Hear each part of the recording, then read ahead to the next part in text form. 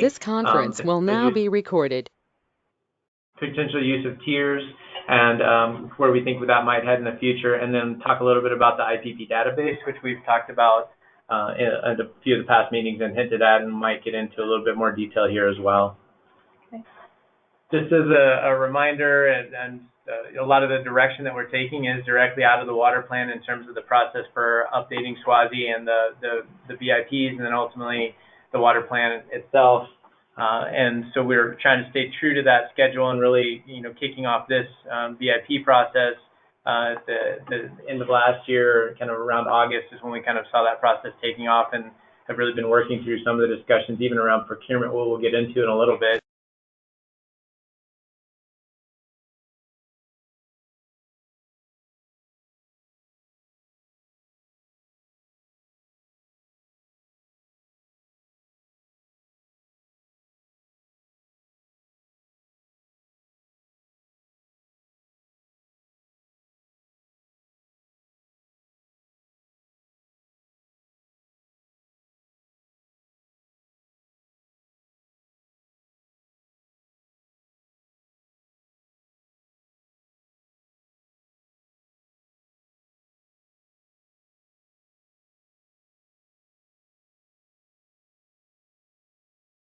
Are folks still out there?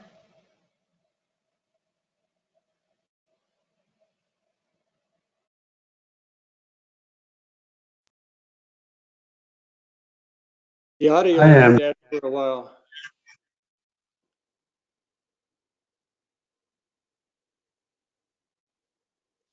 Okay, we're back, everyone. Sorry, I muted ourselves. All good. Go ahead. Okay. So just to kind of go over again, we had talked about how we were going to, thinking about this process for updating VIPs and how we integrate SWASI. A lot of the questions came around how that might be funded. And as you might recall, the last time, the first time the VIPs were done, it was done through a grant process. And we've got a little feedback internally about how that might have worked better. And so we'll talk about that in a little bit. To that end, as we discussed last time, we are really thinking more holistically about how the three pieces of the water plan update itself really come in kind of these packages that overlap. So first being the analysis and planning phase, or SWASI. The second being integrating that SWASI information into the basin plan, so basin integration or the VIP updates. And then that last comprehensive update is really working to include all those things and thinking about what the new objectives and goals might be, or where we're at, where we're tracking. So in thinking about that process, as we've talked about before, and we're hopeful it gets approved, it's in process right now through the projects bill, but we put through this $5.5 million request that includes monies, the significant chunk of these funds for funding the VIP updates and providing some consistency there around how we would issue those funds that doesn't have to go through necessarily the grant process. So there were some questions last time, I think, at the meeting that we had about what that looked like and what the costs were last time. So the initial VIPs, you can see the total cost here, just over 3.6 million collectively. We've requested funding that's approximately about 65% of the average cost of those VIPs. So you can see they range. On the low end, you might have had something just shy of 110K, and then kind of all the way up to the 1.3 million mark. So we thought, well, gosh, I don't know that this is going to be rewriting from scratch. A lot of the work there has been done. So what might represent a reasonable marker? And so we put in a funding request that's roughly 65%, or about 290K per basin. So one general assumption in this funding request is that, as I alluded to, it's not a wholesale rewrite. So it's using the materials that we have and not starting from scratch.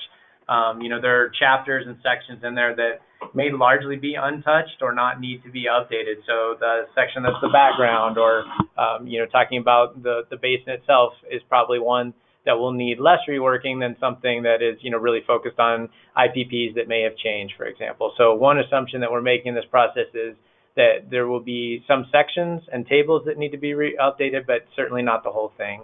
Another set is that this funding would primarily be for drafting these updates, but could also be used for modeling and it could be for the development of just the IPPs themselves, and another option is even working on collaborative case studies. So for basins that may not need that full amount, or if, in going through this process, we say, well, gosh, you really didn't need, the full amount, we were able to do it in something less than that, then maybe it would be something where if the basin had additional funding, that there could be a collaborative effort across basins, or just a basin could go it alone if they wanted to work on some of these case studies. So I think we had talked about in some of the last SWASI meetings that there are case studies that are included in this update. So there's things like economic impacts, there are things around reuse, there are things around ATMs, but all those efforts are pretty minor, discrete efforts that are on some ways just a really high pass, maybe even offer more of an entry point of just kind of understanding those topics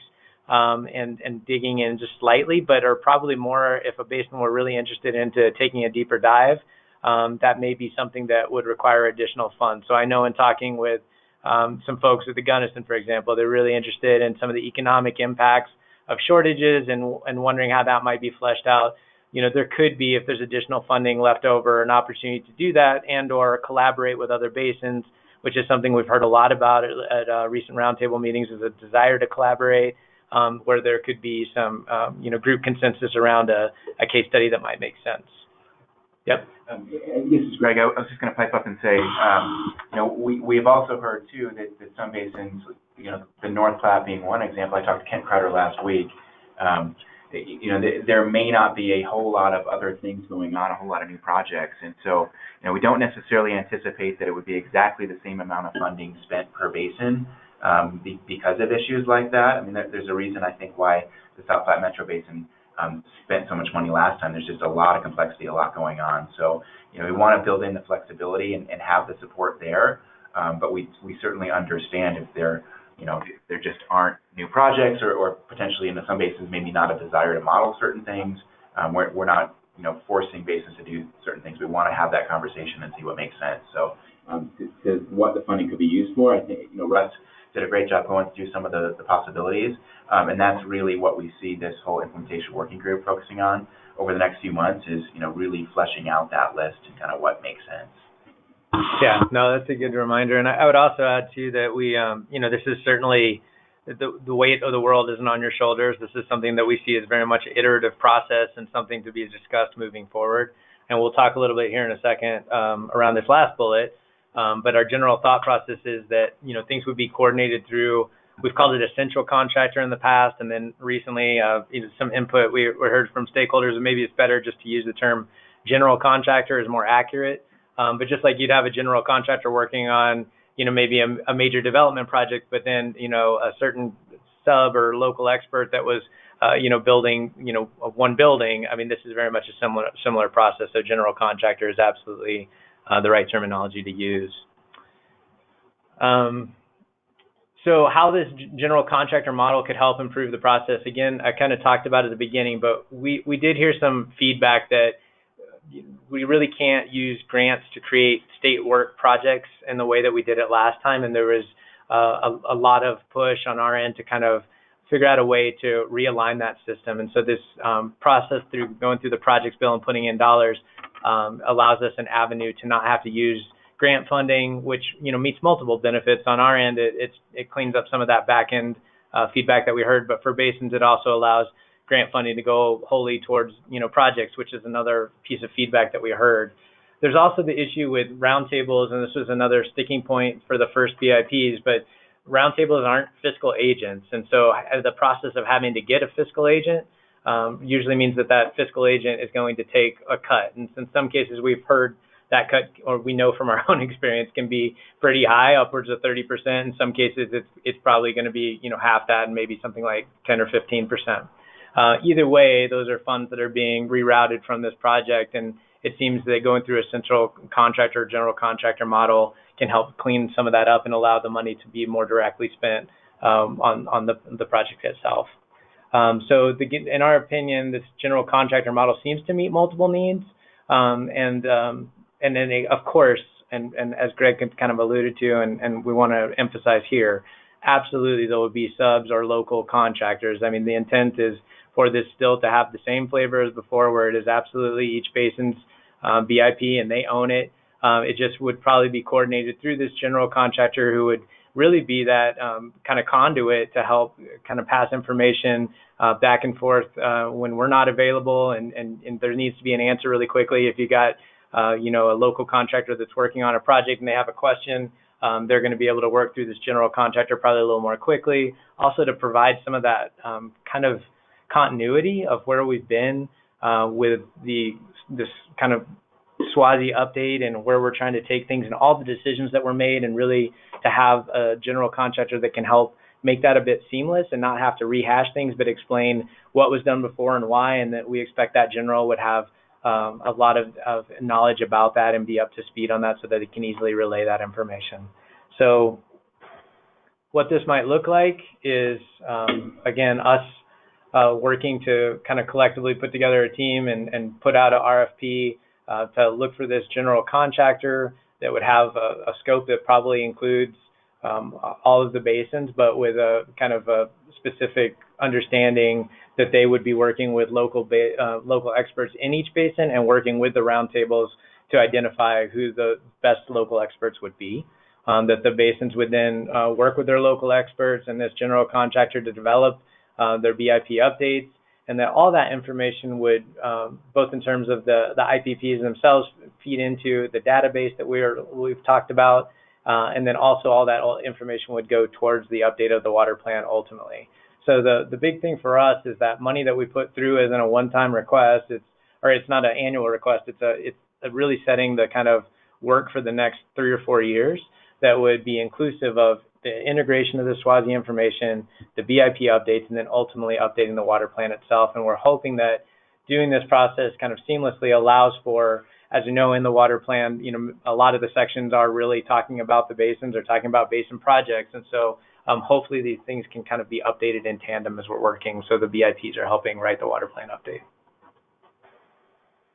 So a bit of a timeline is here. So I want to, we've showed kind of broader timelines, and I thought this might be a way to kind of help a little bit. But just as a reminder, we saw kind of August through October timeframe really kicking off. October is when we talked to the Interbasin Compact Committee about this process and really got kind of things going off the ground, and it really initiated some of these procurement discussions. So in keeping with the timeline of the water plan, this 2018 date, we've worked with BIPs to start that update process and initiated it. That in July is when, at the latest, presumably we might know before that, but we're hopeful that July 1, any funding that might get approved in the projects bill would be ready and something that we could start working through contracting process to get in place. At September, as you know, we've talked about, we have the C9 Summit, the Colorado 9 Roundtable Summit in Winter Park, and we're really hoping to use that as a bit of a springboard to kind of do the more formal hard launch of the BIP updates, and then really working through that general contractor and the basins to kind of have subcontractors or local experts selected by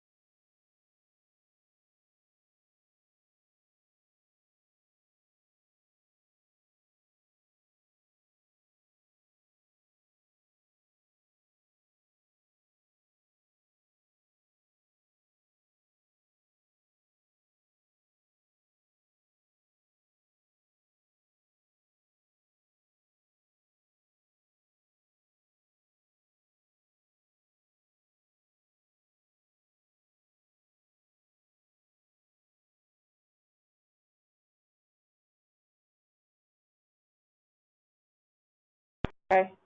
Can everyone hear us again? Yes. Yes. Get a yes. So, Thanks. Sorry for the audio troubles, everybody. Our phone just flat out dropped it. It was very strange. So hopefully we're good now. Sorry.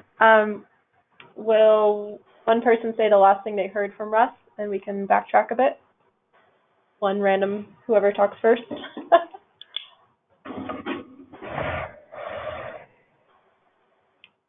C9 Summit is where It cut off. it cut off. Okay. Thanks, Amber. So, yes, so again, just working through this timeline, laying out that we see the C9 Summit as, with any luck, will be the kind of more hard launch of the BIP update process, where we're hoping to kind of talk a little bit about, by that time we'll have the SWASI update out and looking to really work on integrating that information into BIP updates. And again, this is where there'd be plenty of opportunity and back and forth dialogue about the outputs from this working group and any kind of suggestions that have come out of this team. But then also to take that back to the larger group and say, does that still make sense? Has something changed? Is there something, in SWASI that you have a concern with or something you want to dive into? And how do we fold that into this BIP update process and working through this general contractor? So that's where we really see the springboard in September. And then looking at that kind of November 2019 to November 2021 timeframe as being that 2-year update for the BIPs, so allowing a 2-year timeframe. I think the first BIPs were kind of more in a year timeframe crunch, and we heard some feedback that was tight, and so we're trying to both free up some time and add some flexibility and support in a couple of ways. One, through this general contractor that can kind of be adjunct staff in a way to help support the basins, but also with a little bit of a longer time frame. And then we are looking at kind of November 2020. That is what, the initiation of the water plan update and the 5-year anniversary of the water plan, and looking at, again, another 2-year window to kind of basically look at getting a draft, getting feedback out, and then having the water plan updated. So this is kind of the most granular timeline that we've put out to date. And I guess I should be remiss not to say we're still looking to have SWASI out, the update out this summer. And so we're sticking to that. So the timeline will kind of be that July through September timeframe. We'll have the SWASI update completed and be in process of being reviewed and ready for kind of feedback on or before the C9 Summit, and then use that again as the BIP kickoff.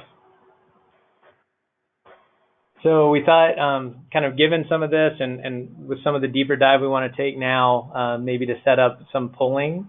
So you can either participate by logging in on your computer, and you can visit pollev.com/CWCB18, or if you want to send a text message, which is kind of what we've traditionally done in meetings and you're probably used to by now, but you can send it to 22333, and then your message would be CWCB18.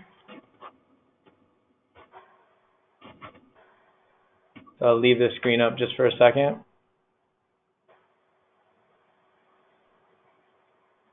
And let's go to the first polling question. You have to clear that. I could clear it, but there's only one response. So in thinking about what we just talked through and understanding the feedback that we heard that the 1-year timeline might have been a little short, does this 2-year timeline for updating BIPs and the IPP list, especially given the kind of general contractor support and understanding that they'll certainly be local basin control, does this feel right to people? So the question is, does the 2-year timeline seem reasonable? And A, support it, B, indifferent, or C, oppose?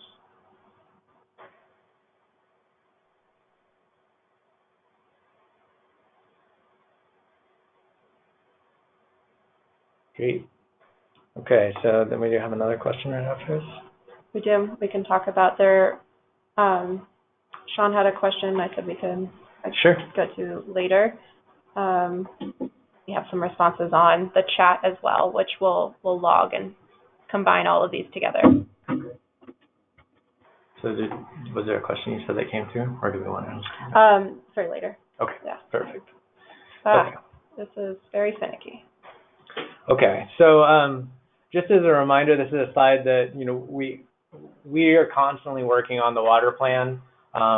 It's equal parts implementation and planning, and sometimes those are the same things, right? Like we fund a lot of grants that are planning efforts as well, but not to lose sight that since 2015 and the initiation of the water plan, we've made progress on over 65% of the actions in the water plan, which is, it's not to say that any or all of those are complete, but we certainly work towards those goals, which, for it to be a few years on and us to be at 65% when some of these goals are out to 2050, we feel we're certainly working on implementation, and we really want to hit that on the nose. I guess one of the things I would also highlight is the only way we know that we're making progress is through data. And it's the data that we, are tracking when we're issuing grants. It's the data that we're hearing back from, basins. It's the IPPs themselves. But since these, since these projects have come out, since we've had the VIPs and the IPPs, increasingly, those are, something to be revisited. And we've heard a lot of feedback from basins that maybe those are, IPPs, for example, that are sitting in there that aren't necessarily still realistic or still something that's being planned and maybe need to come out. So it's an issue of data, certainly through grants and loans that we offer. We're constantly putting out projects, but again, a lot of that sometimes lives in a spreadsheet that we have or in a memo that has been submitted and approved to the board, and trying to get project progress after the dollars have gone out the door outside of, especially once the project's completed, is sometimes more of a challenge than just when the project is in process and we're getting like a 6-month update, for example. So when we think about water plan grant funding, this is some of the totals of the things we funded over the last few years. But again, it's to hit the nail on the head that we really, funding is one thing, but we kind of need to know where it's at now, and where things are headed, and what's next in the hopper, and have some solid data around that.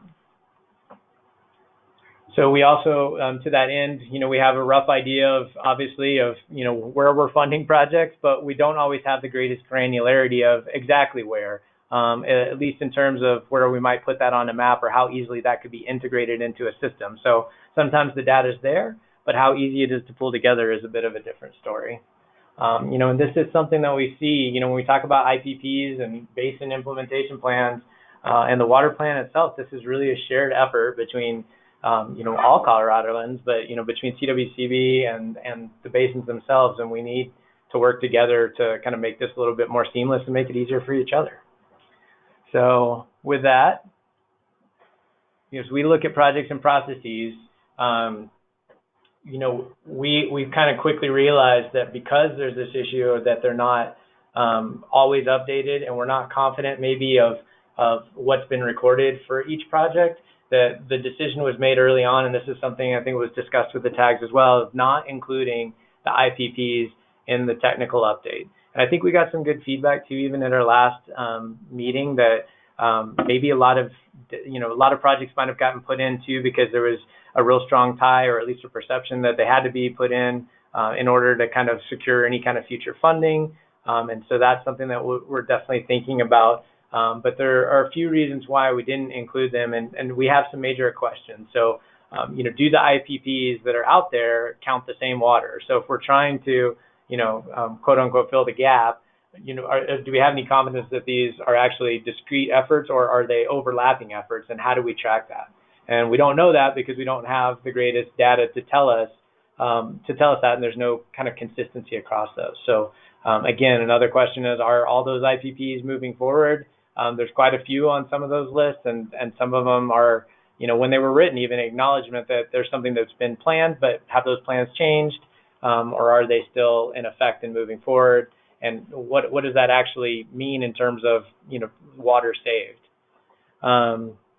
I would note that at our last CWCB board meeting that several of the directors kind of hit on these themes of kind of noting that they'd gone back through the BIPs and the IPPs and had noted that they could use some updating, and that there were some things in there they knew maybe that were off the table now, and that it made sense that we would be looking at this. So, our thoughts are similar.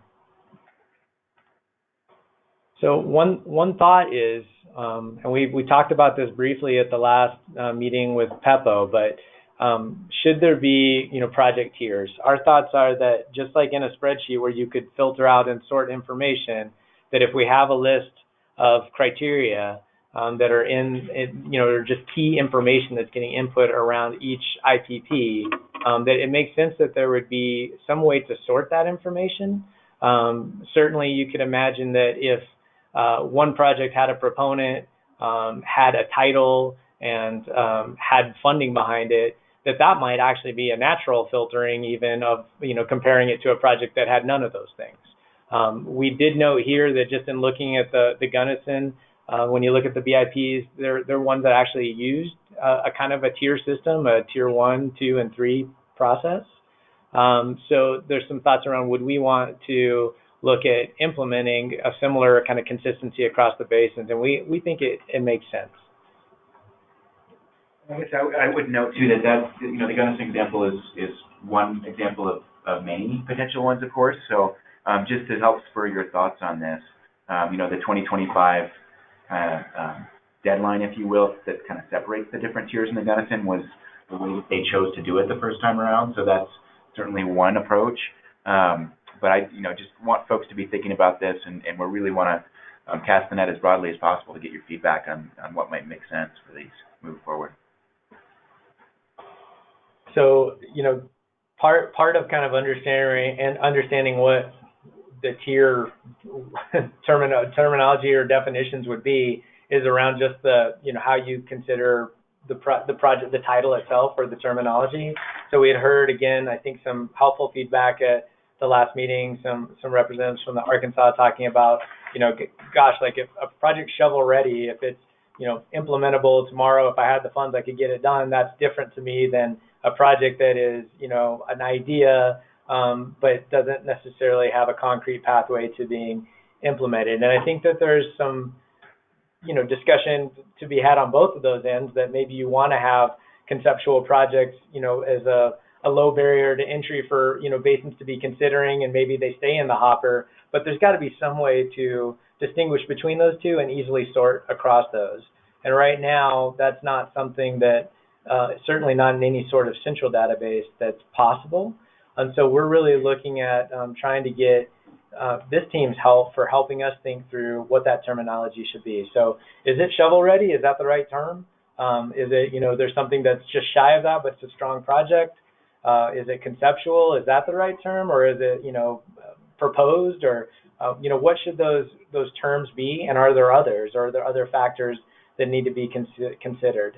And, in the Gunnison example we just showed, there's that tier 1, 2, 3. I mean, it's also possible that you could have, a shovel-ready project, but it doesn't have a project proponent, and there's other ways to sort these things. So it doesn't have to be the end-all, be-all that these terms are going to be the ones that we that have the sole definition and determination of how things are ultimately sorted. And I think ultimately that decision is left to the basins. But what tools and what consistency could we put in place in terms of terminology? And if we were creating a database around this that could be used to help basins filter and sort and kind of self-prioritize projects. We do have some questions coming up around this topic. Do you want to take a moment to address them? Okay. So, Kevin, do you want to elaborate on your question?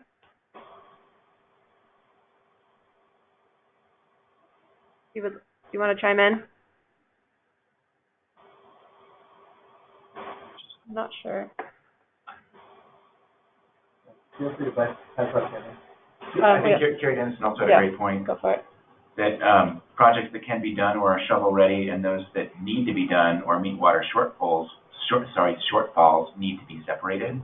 And this is something Carrie had a very insightful email he sent us a couple weeks ago to this end. But I think that's a great point, that there's a big difference between the concepts that might be great concepts that are meeting a certain water need, a certain gap, but don't have any sort of other structure to them, any proponent or otherwise, have really been fleshed out, are very different, of course, than, a hard concrete project that really is shovel ready. And so I think, with the Gunnison, even though they had a few different tiers, that those tiers still didn't necessarily do a great job of really sorting out those two kind of main categories. So I think that's a really good point. And then that's Lisa Darling. Oh, what is it? Lisa said perhaps considering size of a project and funding or acre feet developed should also be a part of this. Yeah, that's good feedback too. Yeah, that's a great point.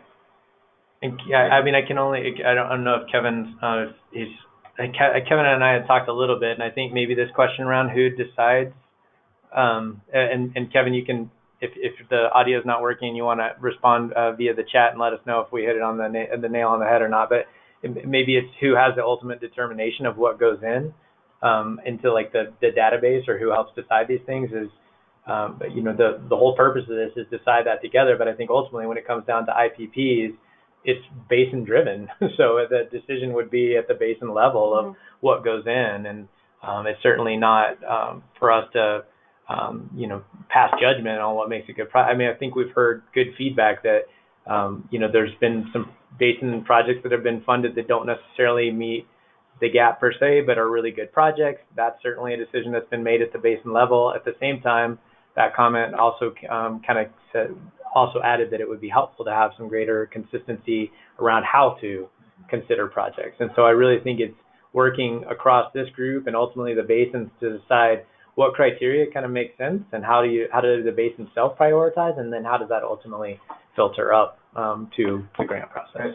Absolutely. I think that's Russ summed that up really well. I guess I would just add that I think quite the contrary. The last thing we want to do is be picking winners and losers. So we certainly don't want to be in a place to decide, or even necessarily have, you know, certain people at the roundtable or committee be in a place to decide what's, you know, tier 1, 2, or 3, or however the dust settles on this.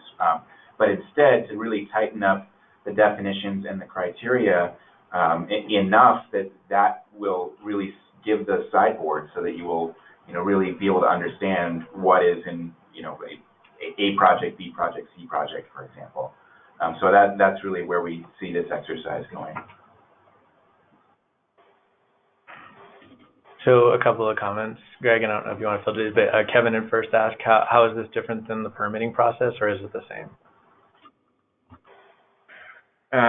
Good question, Kevin. Can we unmute people, or are they? So if you want to use your audio, you have to enter your audio PIN, which I think, Kevin, yours was 37.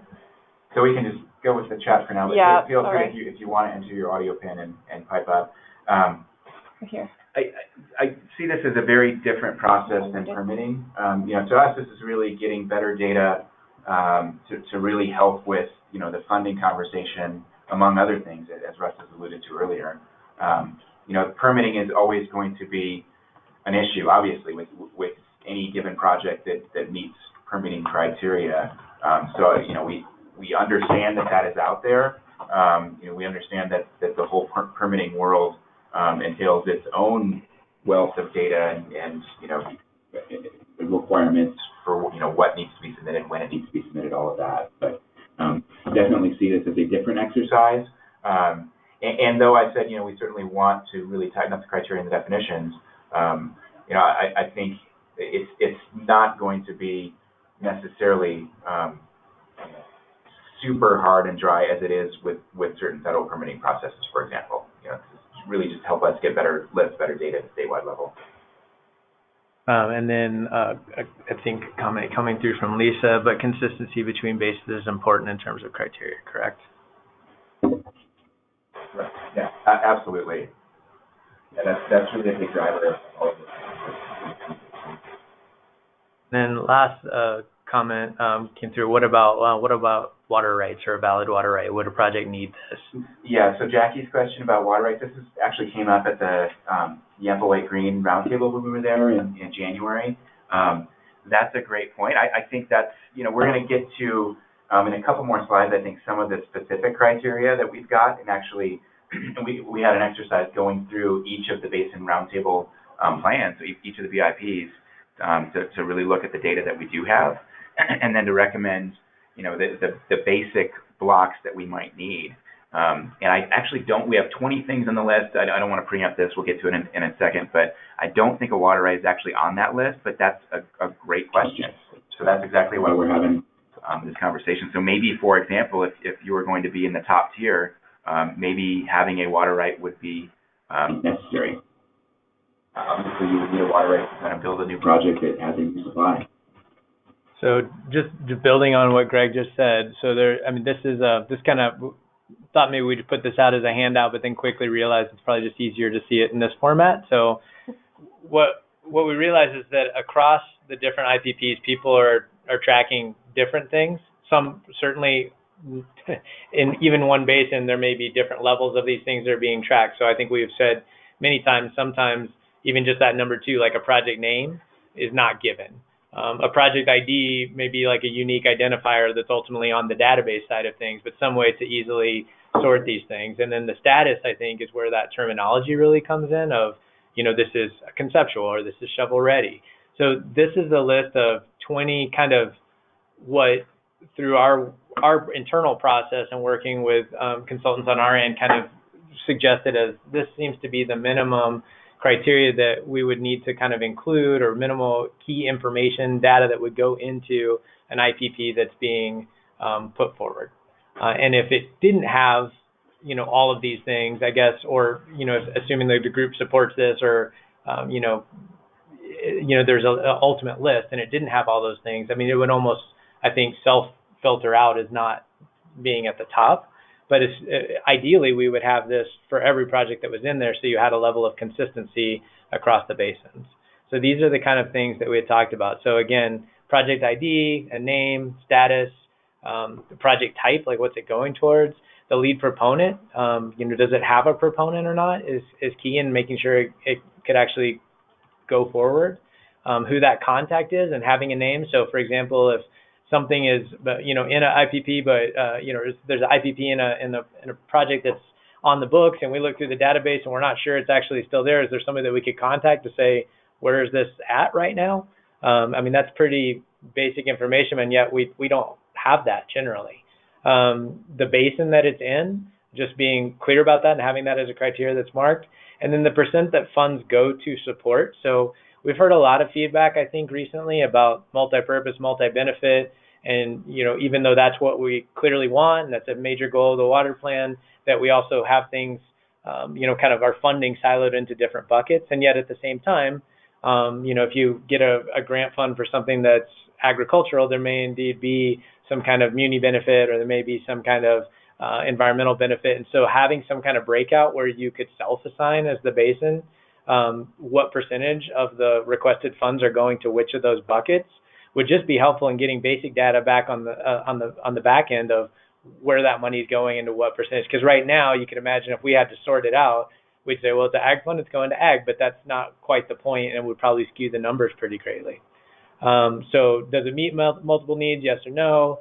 The water source, some of these things around, I think water sources, genus name and genus ID. This is really around kind of that issue of not double counting water that's saved, or if it is in the same, counting the same water, just to know that. So just having a way to kind of understand that, where the water's destination is, the lat long, so you can map that on a map, the county, water district, estimated yield, how much the yield units that are being used, and capacity units, estimated cost.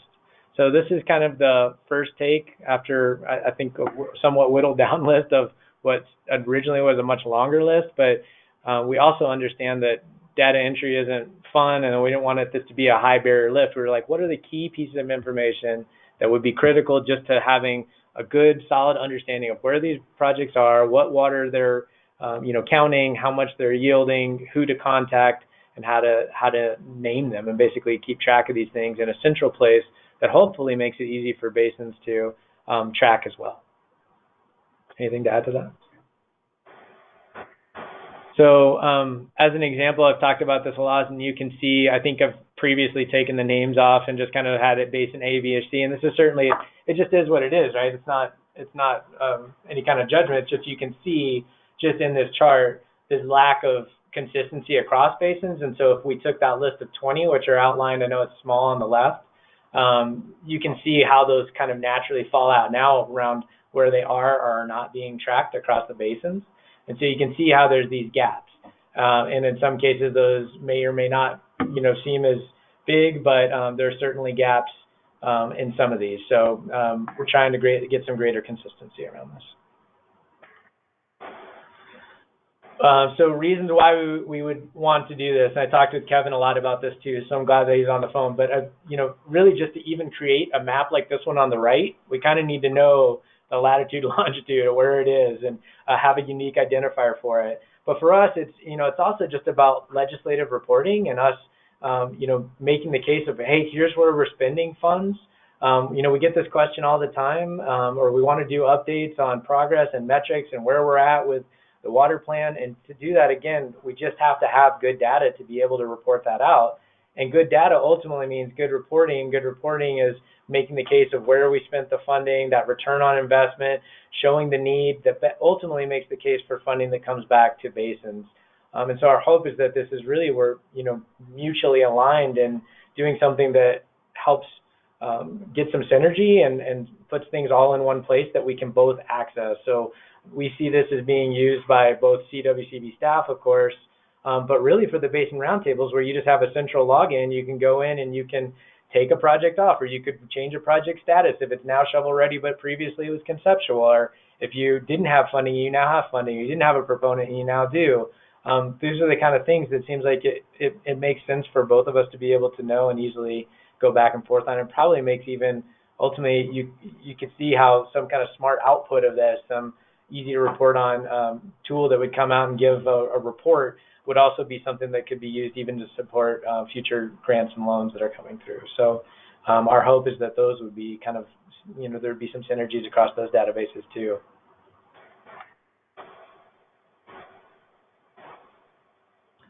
So, we know that we're hitting you a little bit cold. There's, a list of 20 things. I think even if it was a list of 10 things, it's a lot to digest in a short amount of time. So, just on the outset of this, does the list that we've put forward, and understanding you may not be able to see it now, we'll put this out there. Yeah.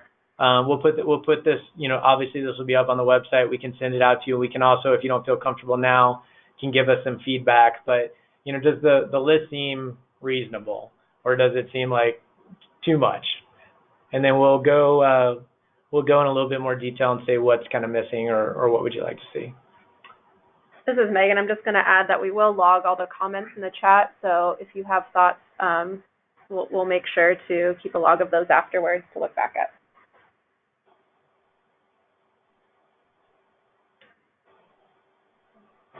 Next one. Good question. This might. So here maybe you can see that list next to the question a little bit better. But of these 20, is there anything that you see that's missing that you just right off the cuff? Again, understand this is just your first pass. We're certainly open to taking more feedback and would like to kind of really ask you guys to provide that feedback later. But on a first pass, when you look at this list, is there something you're like, well, gosh, I would really need to know this about an IPP for it to be something to have the information I need to help prioritize, or just to know where the project is happening? Uh-oh. So many things happening. There we go. Water rates. Okay.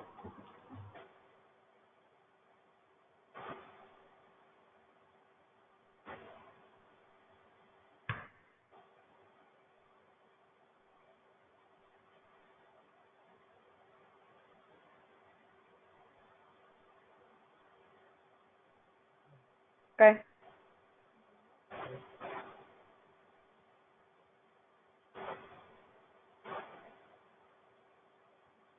So we wanted to also just, kind of gauge a little bit about this tier discussion. So how would you see project tiers helping your basin prioritize projects? Would it be very helpful, somewhat helpful, may not be helpful, or you're not sure?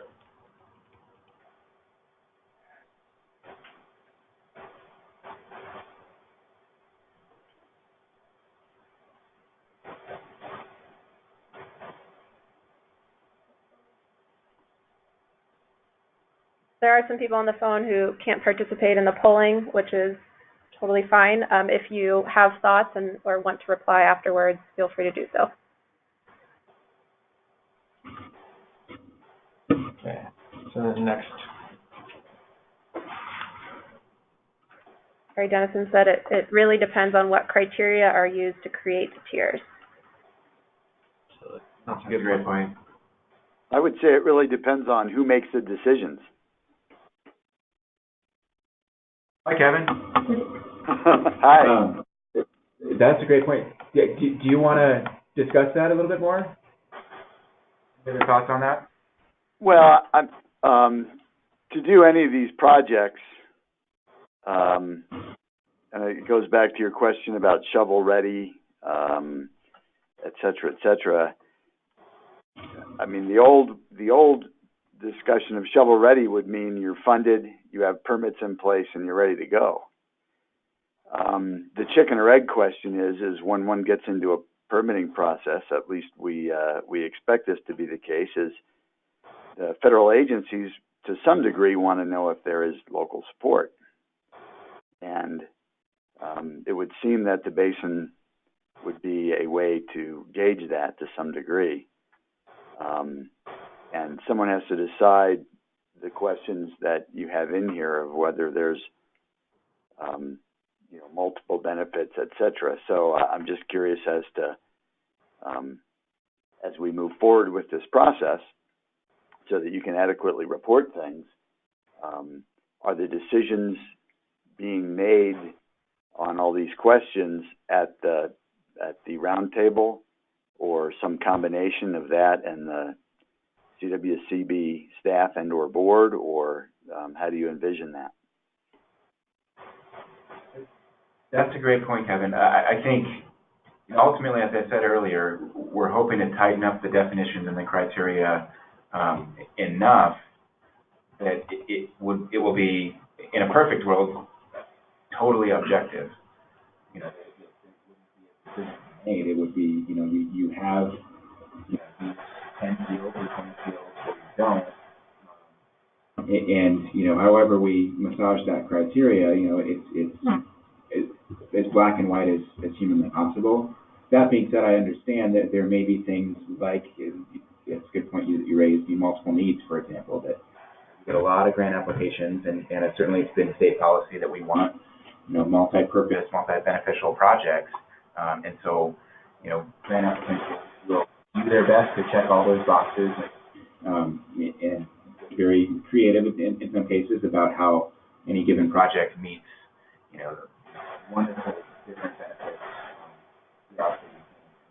So I get that there can be some gray areas there. So I think I would hold firm that, our hope is to tighten up the criteria so that they make sense, and they're not, overly onerous or restrictive. It's not, too much data that we're requesting that then, becomes potentially counterproductive where it's a data entry issue and folks don't even want to report their projects.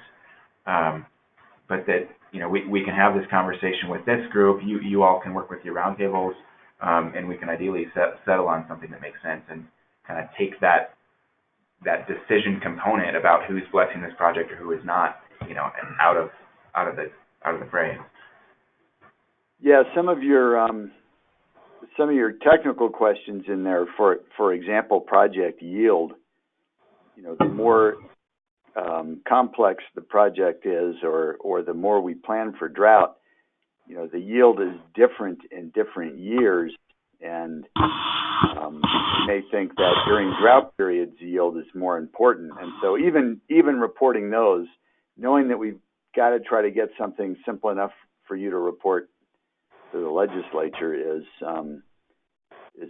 very complicated. And if you want creative solutions, as you just said, which I'm sure you do, we're going to have to think somewhat creatively, because you asked the question earlier about are different IPPs counting the same water?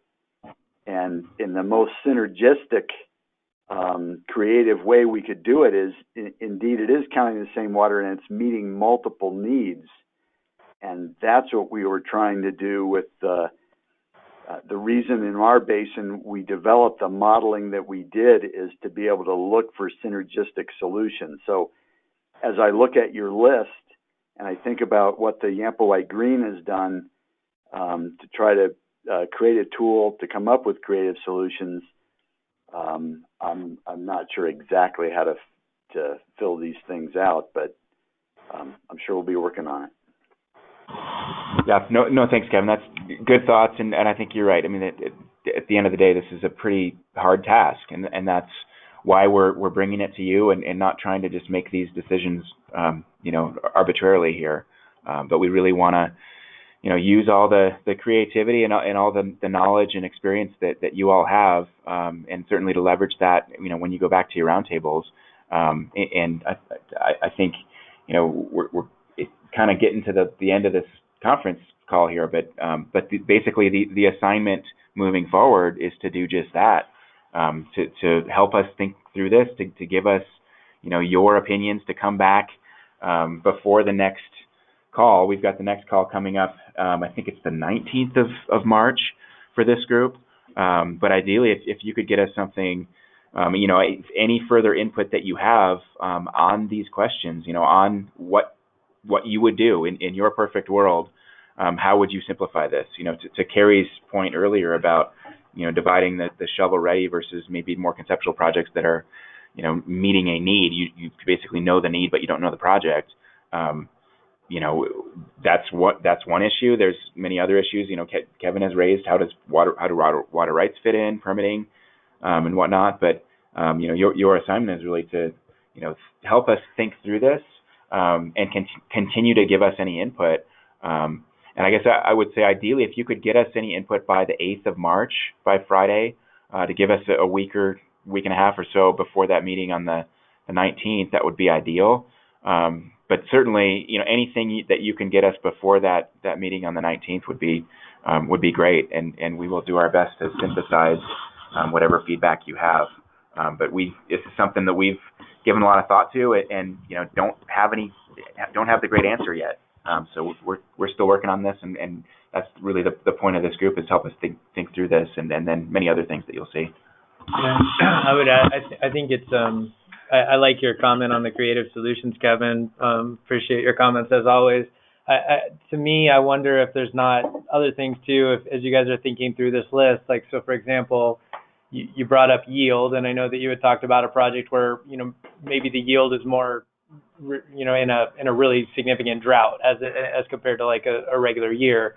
Maybe there's a way under yield where you have a drop down menu where that number is broken out that way. Like, it could be X amount every year, it could be X amount in a drought year, and just as a way to kind of know that. I don't know if that's helpful, but feel free to offer input that might help us get at those creative discussions, because we certainly don't want to lose those, as you said.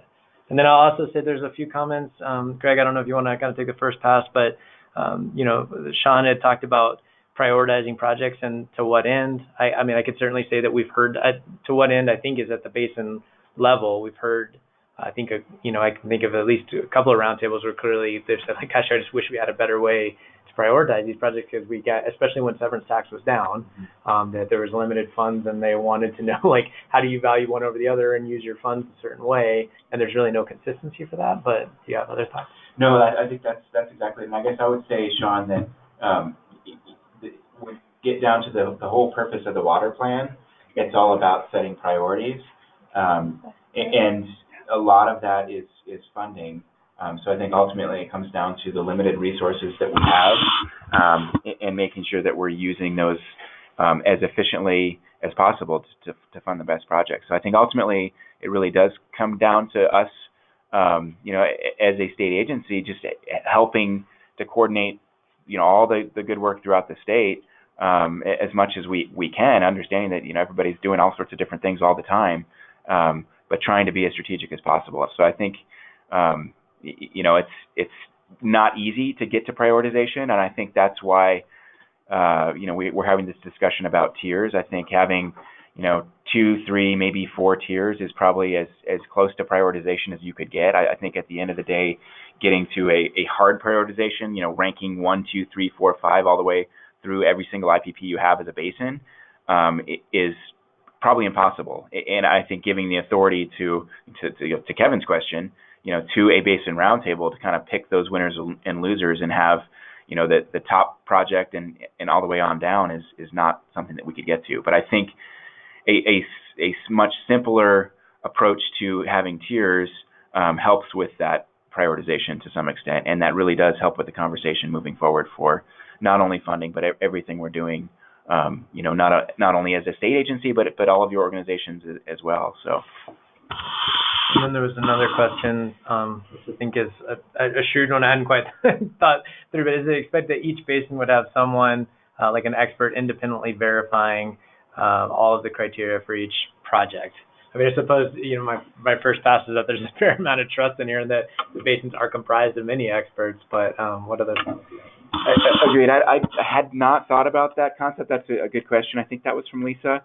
I would say probably not. I think, we do need to take things on faith. And when we're done with the process too, as Russ had discussed, we're really hoping to have an online project database that would have a reporting tool similar to the 1051 database we have now, where it's not just open, so you're going to get some bot on the internet reporting things, but you basically just simply request a login, so anybody can do that, and then you can input your water use and conservation data into the 1051 tool. So something similar to that, and then again, hoping that we have the criteria structured well enough that when you would put something in, it would then, based on how you put things in and what you selected, it would fall into A, B, or C, whatever that criteria ends up being, but not necessarily to have some sort of an auditor, engineer,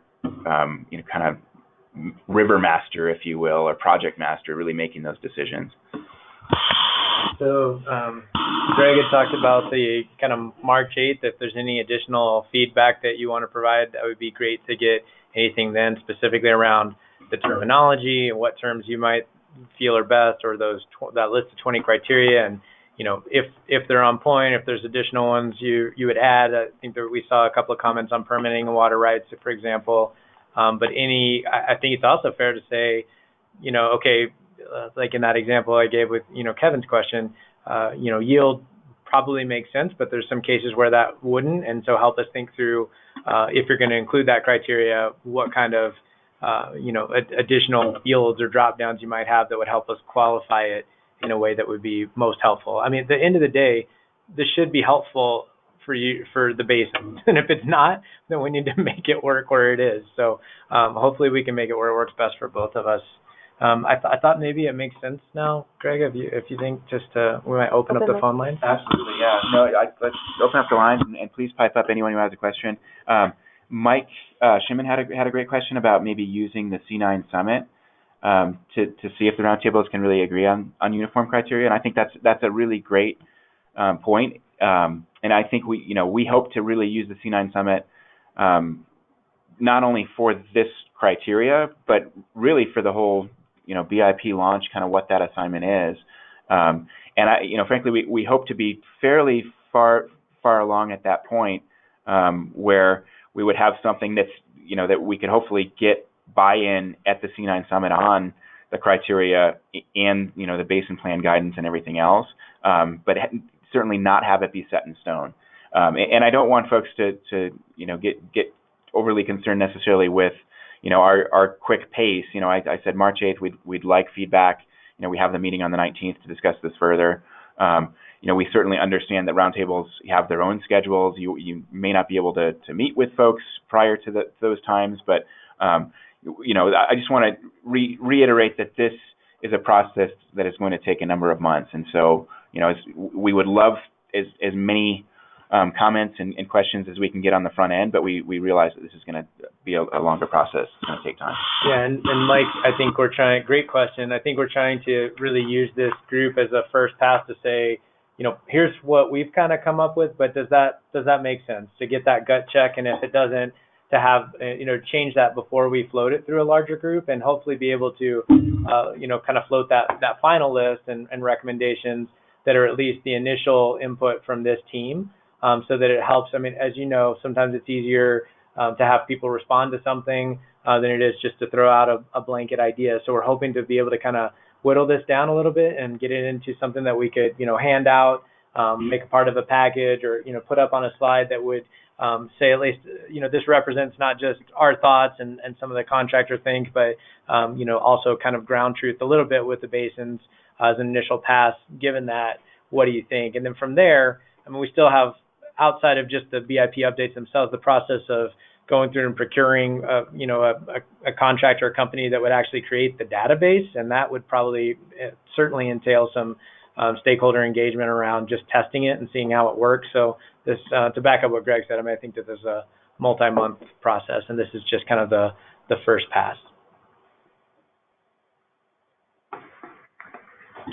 So thanks for all the great questions. We are available for the next half hour. For each of these, we blocked out a full 90 minutes.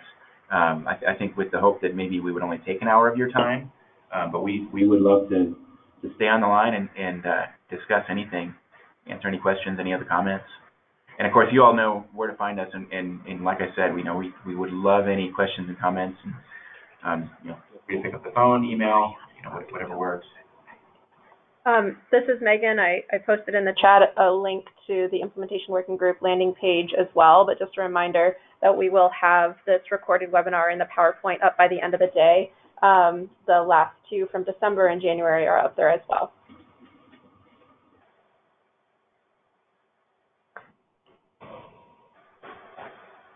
Everybody. You can unmute themselves. Okay. We'll hang on for a few more minutes in case there's just some issue with audio that people are trying to unmute but can't. Otherwise, if you have any other questions to put in the chat, feel free to do so. It's done.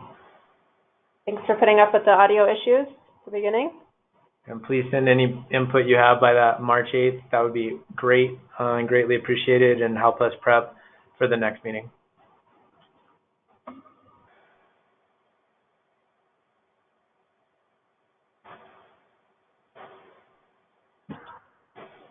We'll just hang on for a couple more minutes and embrace the silence. Feel free to pipe up. Can you hear me? Loud and clear. Oh, I've never done this where you talk into a computer. I'm just trying to think through the criteria about the tiering. And, I think to me, it really connects back to where funding would be available. So the tiering, I think can make people cranky.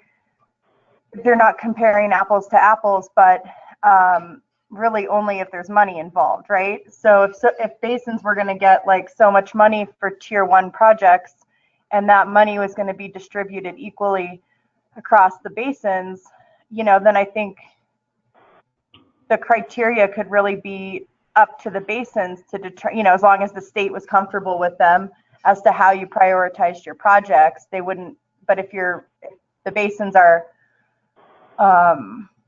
competing for tier 1 funding, and there's only so much available for, statewide, then they obviously need to be standardized across each, across all the basins. But unless I missed it, I haven't really heard, and I doubt you have the authority, unfortunately, to, give money in that, in this way. But that's just a thought that I had since you asked, and there were 30 minutes left. Yeah, no, thanks, Jackie. I think that's a great point. I think, we've been really trying to figure out, how that funding hook should or shouldn't necessarily apply to the criteria. I think, one of the obvious things we've heard from day one has been that people were really throwing everything against the wall and really wanting to get their projects on the list the first time around because of the implied connection to funding. And so I think we need to really be clear about what that connection is or isn't. And I think, potentially, for example, we could use a funding tie as a carrot to our advantage and say, okay, when we do have this IPP online database up and running, in order to get funding, you absolutely need to be on the database.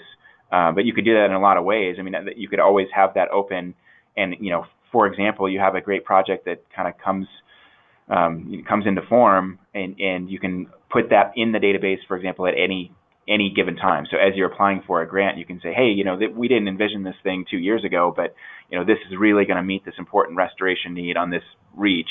And so you can apply for a grant. You can also input the project into the database. It could basically, in other words, it could be a hook for us potentially to use to get that data at least into the database, and so we have that connection.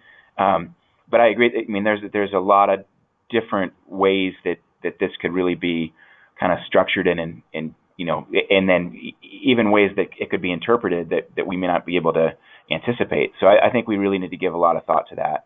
And the competition issue obviously is huge as well. So yeah, that's a great point, Jackie.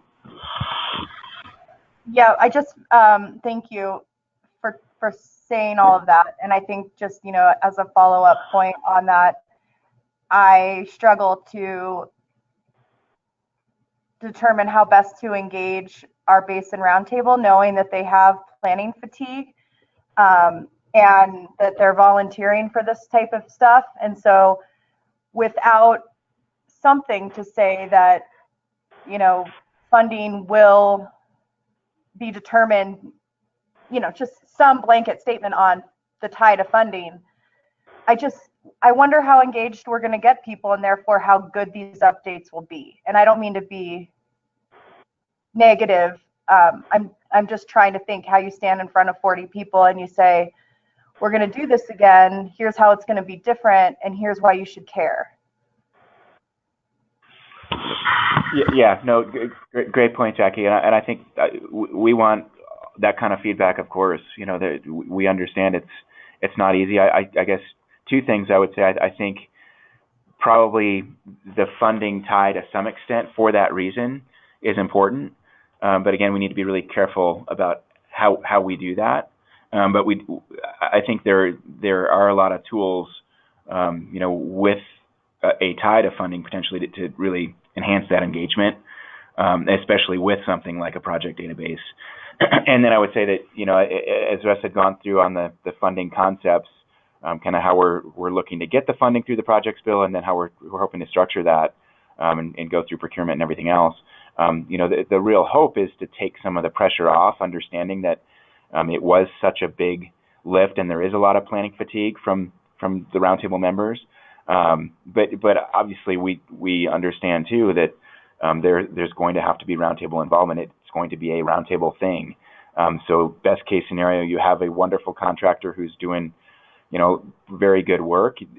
There's still going to need to be people, committees, and whatnot that are going to have to help with that process. So we get that, and we want to make sure that we have an appropriate structure and enough time to the timeline issue that Russ went through before, that it all makes sense. So I know it's tricky to thread the needle on all of that. Yeah. Maybe, I would. Oh, go ahead. No, you go ahead, Russ. Oh, I was just going to add that, I totally hear you, and I don't know that this helps, but, one thought I've had is that, if it's like this is such a heavy lift, and it was last time for folks, but if we don't make these changes now, it's going to always be the same heavy lift. You're always going to be going to pick up the rock and carry it up the hill, as opposed to using the wheelbarrow. And I guess that's what we're trying to build in, is some ways that we could streamline this, so that it becomes increasingly easy to update each time. And hopefully that filters down just even to ongoing day-to-day business of the roundtable, and to your comments you had before about even just, gosh, stuff's a lot of work, and not having staff or always having the funds necessary, that if we can streamline some things through this database process, that maybe it starts to lessen that load. Right. Yeah. And, I feel like a whiner, but it's not really that, and we talked about this before too, it's not that people that get paid to participate in these activities, and especially in the more rural basins, there's less of those people, right? And so it's kind of like, well, we're at this turning point with roundtables. A lot of people have been on the roundtables for a long time. We're getting new members. How do we engage people that have both been there and want to join these efforts without, it's just sort of, you want to give them a carrot. And they went through this whole process of BIP, and some people got something out of it. But I feel like some of these, I'll just say, in my basin, I guess I can't speak to others, but we just get stuck in this, we don't even have the money to make the plan shovel ready, right?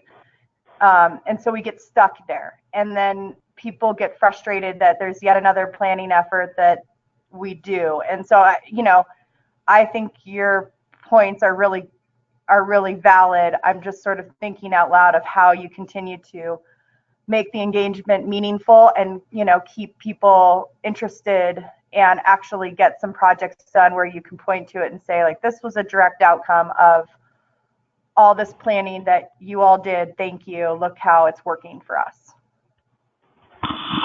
Yeah, that's a wonderful point, Jackie, and I want to continue this conversation through this whole process. I think the whole point of this is to be as strategic as possible with these updates and only update what we need to, and only do what's going to be helpful. And one of the things on our long list that we're going to be working through in some of the upcoming meetings is a retrospective. So basically, the roundtables can look at their BIPs. Look at what worked, what didn't work, but ideally, build into this new update, have an analysis of, hey, here's 5 great things, for example, that actually came out of the BIP process. Here's 10 projects that we funded that are moving forward that are really making a difference, and that's something that I think we've been really working on, showing implementation for the water plan. And it all boils down to data, as Russ had said earlier, but I think we have a lot of room for improvement there at the CWCB, and we really want to build that into the basin plans too, where we're really making that connection to actual good work that's being done on the ground. And then when people ask us, we can point to it. We can show it to legislators and whoever else. Yeah, so that's great. Well, thank you for your time and another great presentation. So I appreciate it. Thank you so much. Yeah, thanks, Jackie.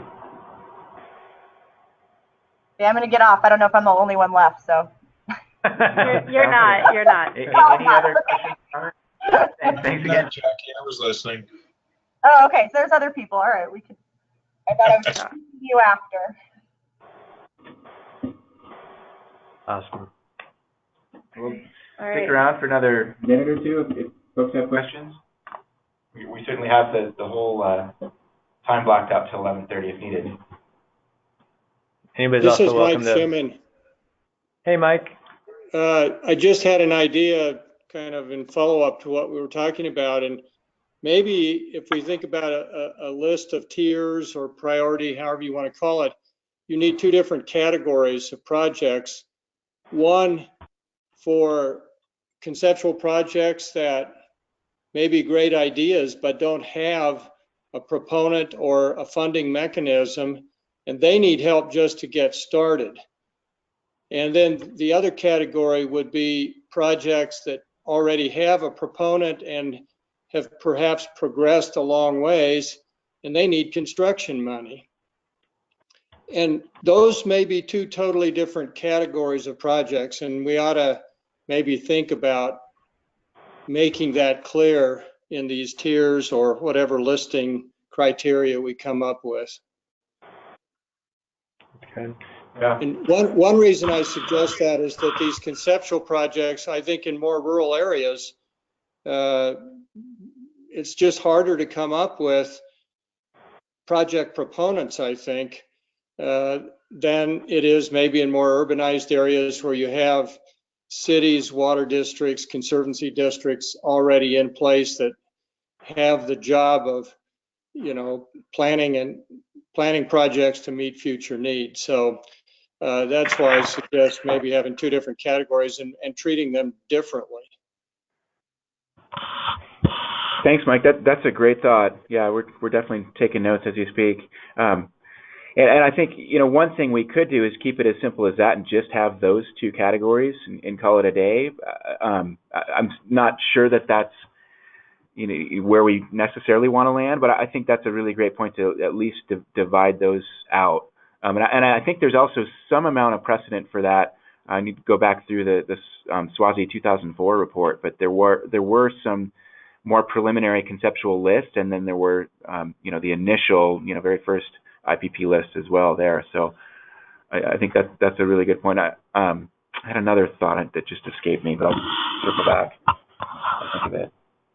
Well, one analogy I'd offer is in the CWCB construction loan, you can get a grant for doing a feasibility study if you've got a good idea but no money at all, to see if you can really get it going. And then after you do a certain amount of work, you can decide, does it really qualify for a construction loan? So maybe that's an analogy that's helpful. Yeah, that's a great analogy, Mike. Thank you.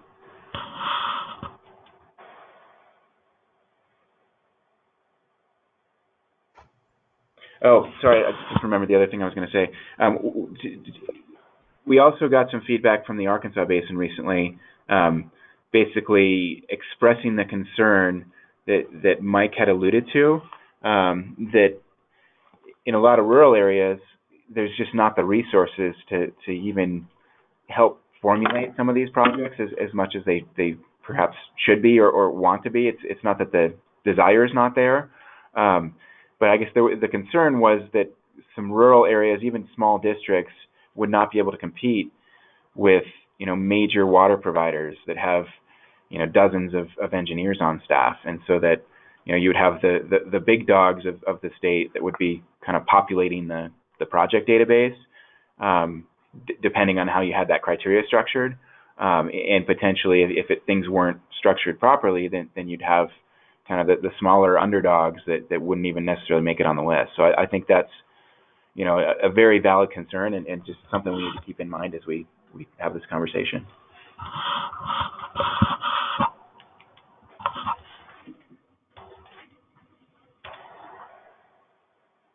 Down to 8 people.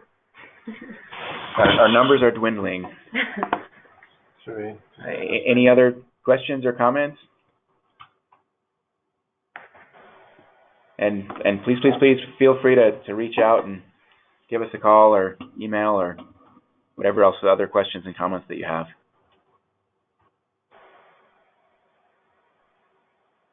Looks like Sean's going to email something. All right. Well, thank you so much for all your participation, all your help. Are very excited to have everyone engaged in this process. All right, I think we'll call it a day. We'll wrap it up. Thanks again. Thank you.